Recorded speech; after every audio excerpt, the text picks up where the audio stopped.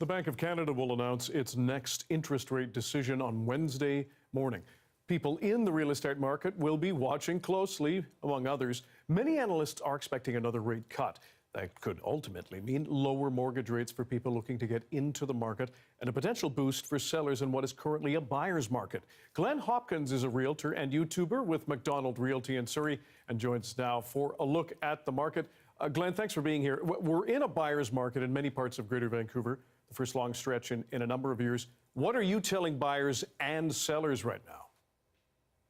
Yeah, it is definitely a buyer's market.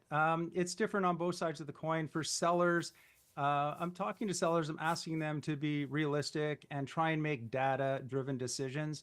You know, so many sellers are stuck in the prices that we saw back in the COVID highs, and they're anchored in those prices. And that can become very challenging. I know it's an emotional thing, but really it's important to look at the data and price your home accordingly. Otherwise, it's simply not going to sell.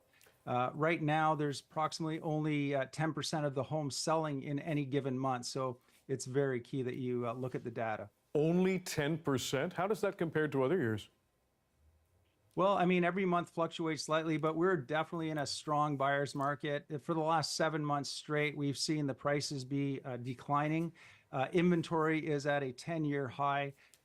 So, you know, great opportunity for some buyers, not all buyers.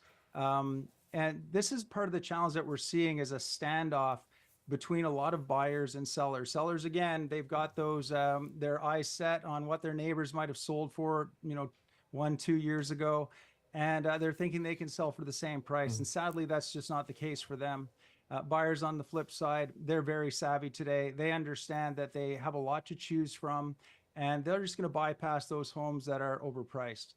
When you say being realistic for the sellers, can you put a dollar figure on it? Like if an average home, let's round it up to $1 million, because heaven knows that is the case for a lot of homes in Metro Vancouver.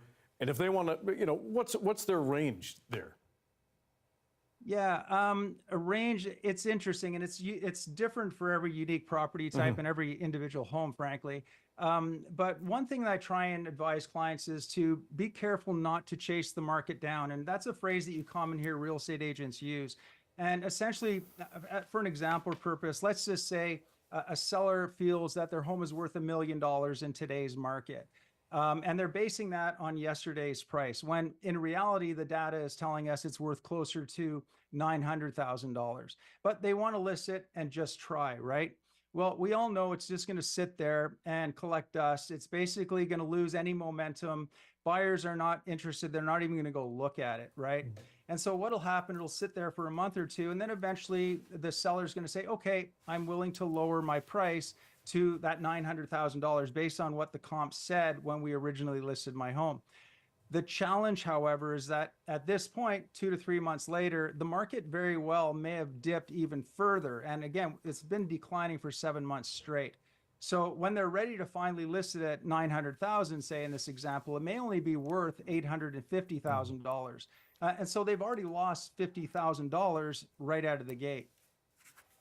I'm sure a lot of buyers and sellers and yourself, among other real estate experts, will be watching the Bank of Canada announcement on Wednesday. Glen Hopkins, realtor and YouTuber with Macdonald Realty. We really appreciate your time and insight. Thanks for joining us. Thank you for having me.